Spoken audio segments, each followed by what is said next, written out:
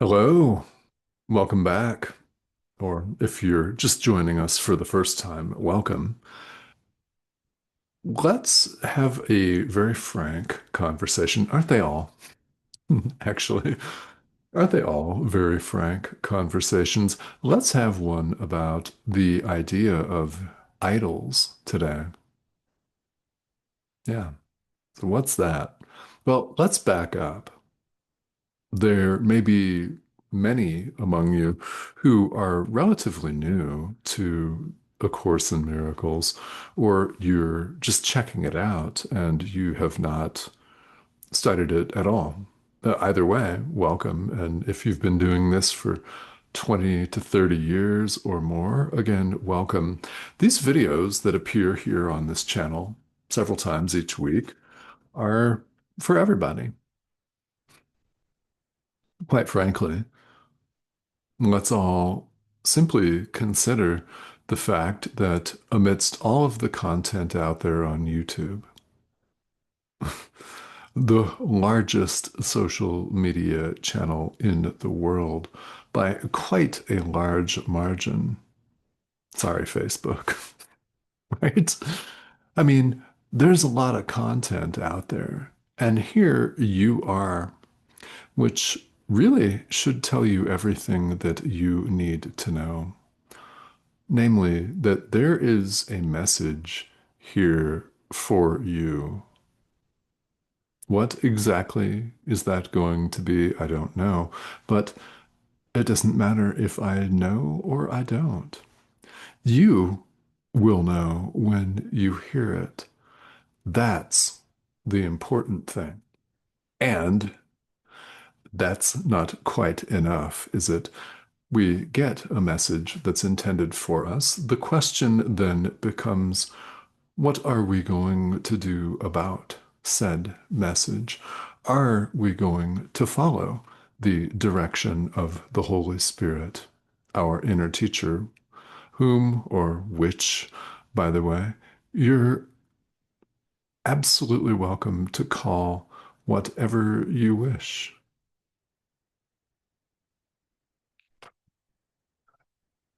So that's the premise. You're here for a reason. What we're talking about today are the first couple of paragraphs in a specific section of the text of A Course in Miracles, namely chapter 29, section 8, paragraphs 1 and 2. If you're following along at home or online, which of course I invite. We're talking today about idols. Idols. So, of course, we all have the idea from our upbringing or from our acculturation slash indoctrination, call it what it is, wherever we happen to have grown up in the world or went to school or university or whatever, right? Whether you live in the country or the region that you grew up in or not, doesn't make any difference. We've all been conditioned to think that this world is real.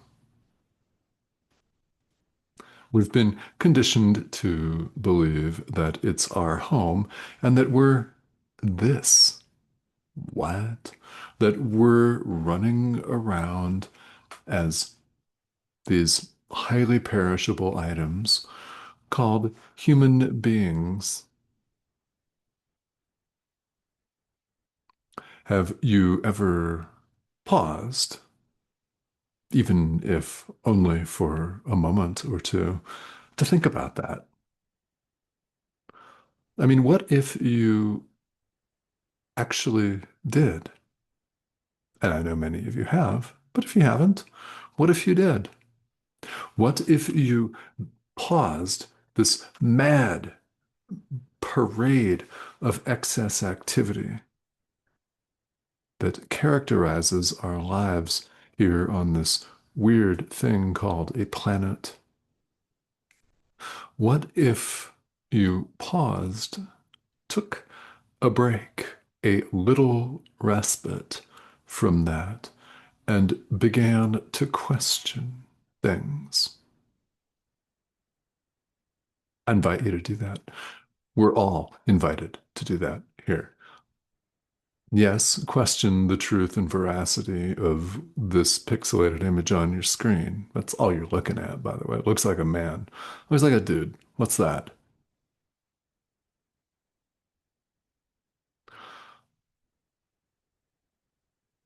It's a question that, yeah, do.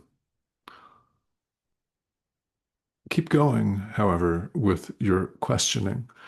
It's not enough for us to listen to a video or to watch a workshop, to attend a lecture or watch one online, to listen to a podcast, to read a spiritual passage. It's not enough for us to question the truth and veracity of what we're studying. Question away. It's good. Question.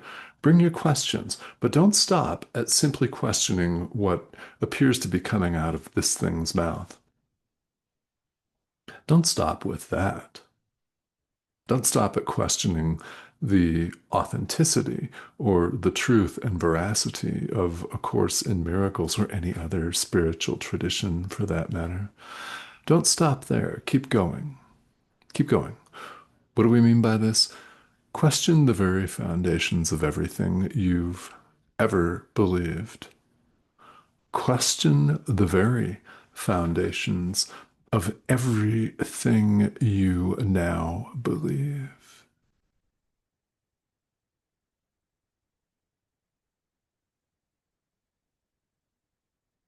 As in, we're a human being, we're a body, this is me. No, it's not. Not even who and what we are can't possibly be that limited, which you very well know. Doesn't mean that you have to agree with that assertion. You could scroll away right now, and many people probably have. I mean, we can. Pixelated image on your screen's not going to know that you only watched 42 seconds of a 20-minute dialogue. Who cares? You will know, however. Oh, I know. I know, right? There's something very powerful about recognizing our own resistance and just looking at it and not giving into it, looking at it, acknowledging it, and going beyond it. Very powerful indeed, because we can expect the resistance to come. If your spiritual path does not generate resistance, it's not a spiritual path, is it? It's not a matter of blissful tropical gardens and walks on the beach, hot, sexy tantric retreats. I mean, nothing against that. Who doesn't want a couple of weeks in Bali or Costa Rica? I've been to Costa Rica and it's quite nice. Perhaps you have been too. Okay. Our spiritual practice, though, is not about that. And neither is A Course in Miracles. Not at all. It's not all rainbows and unicorns. Because we find that if we're really going to awaken, we really want, if we really honestly, truthfully want what we say we want, the peace of God, peace of mind, if we really want that, we're going to have to take a look at all our stuff honestly and openly. We've hidden it far too long, which is why this conversation appears to be happening. It's why it appears to be necessary, because we have flinched, we've given in to all of our fear and laziness. So there's something very, very powerful about doing what you're continuing to do. If you're still watching this video to this point, that resistance is coming. You're welcome. It's not this pixelated image, it's going to be another one.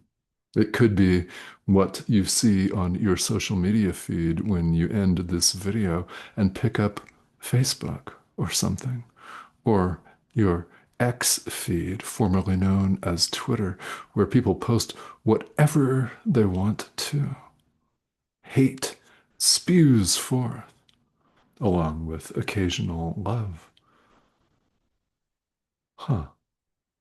There are numerous opportunities for us to get absolutely swept away.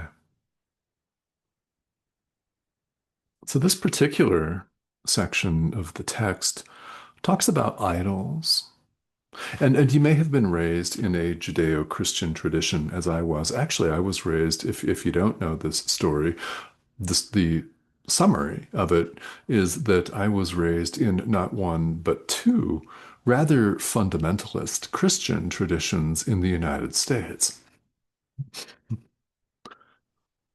There's a lot of that going around, as we all know, from a single glance at world news.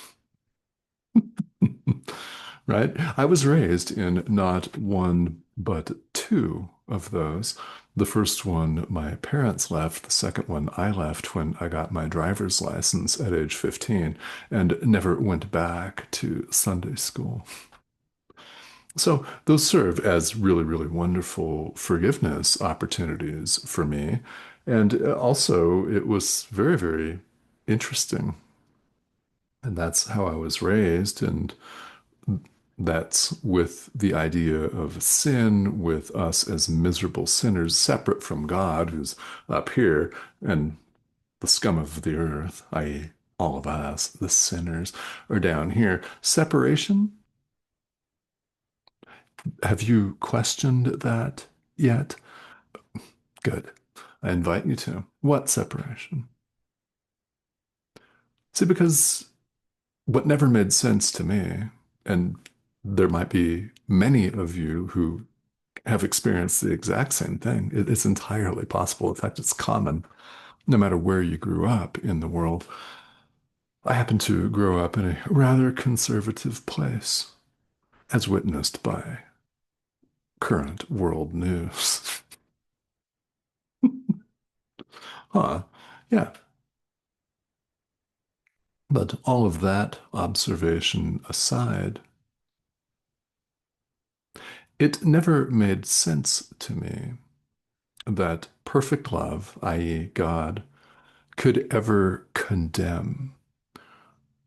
This idea of thunderbolts from Olympus and God favoring some people and chastising others doesn't fit with the idea of perfect love, which is total, is it not? Yes, it is. It's total. It's all inclusive. God doesn't do hate. He does not do punishment.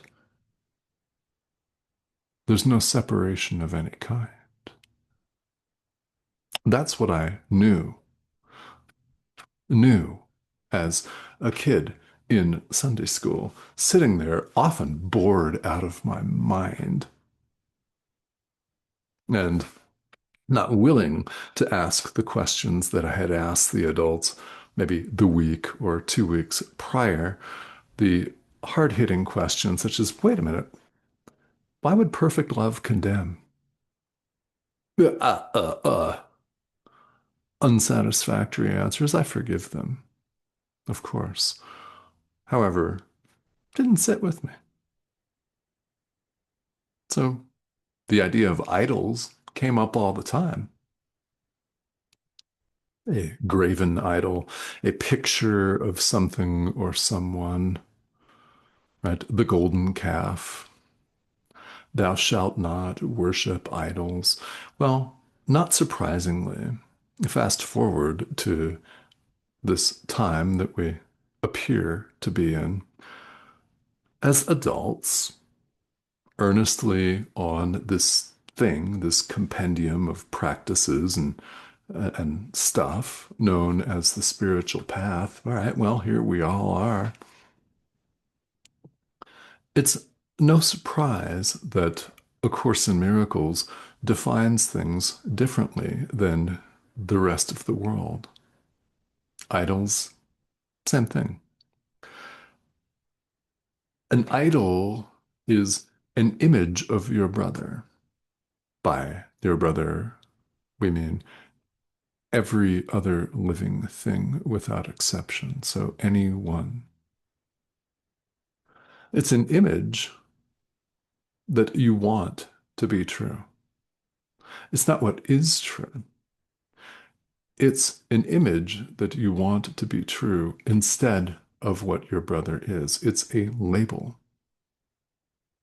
Sinner or idiot, imbecile, jerk. Could be something else. It could be total stable genius. Could be any number of different things.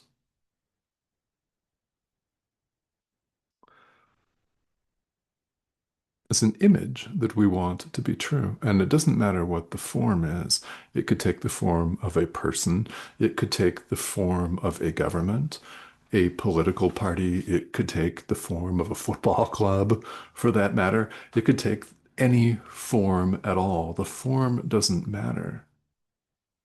What's important is that we're choosing not to see our brother, i.e., ourselves, because there's no separation of any kind. We're choosing to see ourselves as something other than we are. What are you? There's no separation of any kind.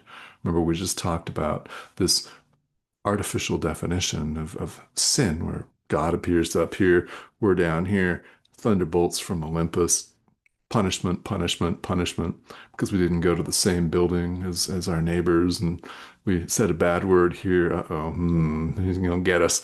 He's gonna get us. No, there is no separation of any kind. God has no ego to be offended. How can therefore there be any such thing as sin? You are not a sinner. That didn't come from pixelated image on your screen. It came from this book, Course in Miracles, and from you. You've always known that. You have always known that there is no separation of any kind. Does not mean that you've consciously, willfully, and gleefully acknowledged that this it may be challenging to you. Or it may come across as a breath of fresh air, as exhilarating. I don't know. There's no telling how this material is going to land, because one moment it could be joyous, a confirmation of something you've always known. Yes, you've always known.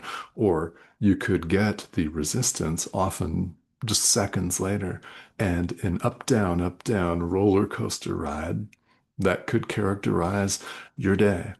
It happens to everybody. It does.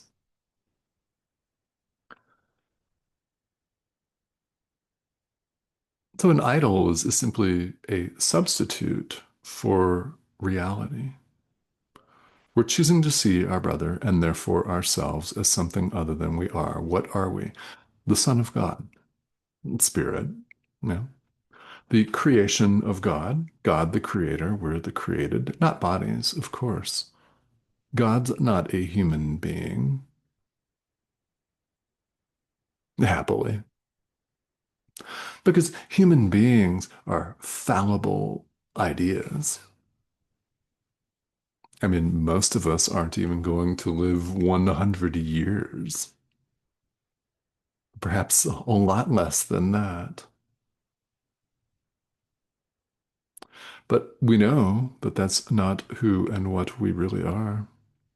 So we don't have to continue to substitute in our mind an image for the truth. We could choose to see our brother as he really is. That's how we do it. As you see him, you see yourself. Enter the practice of true forgiveness, which is the practical centerpiece of this course. This course does not address you as a body. You're not a body. The course addresses the mind, the decision maker that can choose right now truth or illusion, love or fear, God or the ego, the Holy Spirit or the ego, life or death.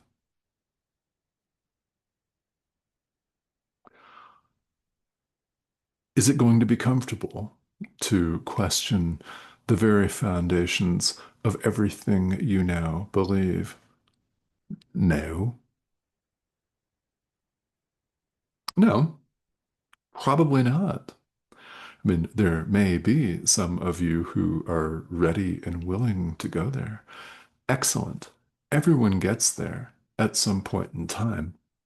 And you find yourself right now, today, wherever you appear to find yourself. So, what I want to leave you with is keep going. Should you choose to continue this path, awakening is the end result. It's the end result of all spiritual traditions. You're interested in this one, so you might choose to save yourself some time and get right to it.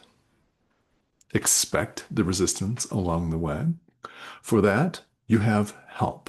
First and foremost, you have the assistance and the loving, kind, patient guidance of the Holy Spirit, our inner teacher, part of our mind, inner part of our mind. You're also welcome to ask me or anyone else that you trust on the spiritual path questions.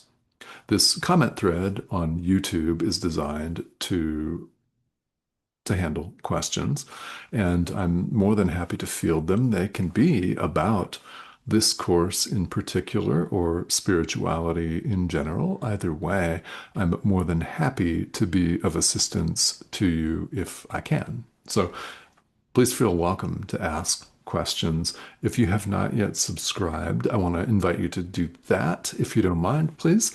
That's the prompt over here on the corner of your screen. Click that icon. Looks like a white arrow on a red background. That, it's been up there for a while. Yeah, click or hover over that, subscribe, join us, and well, we're talking about what this course is, what it says, what it means. Truly. Question the very foundations of everything you now believe. Thank you.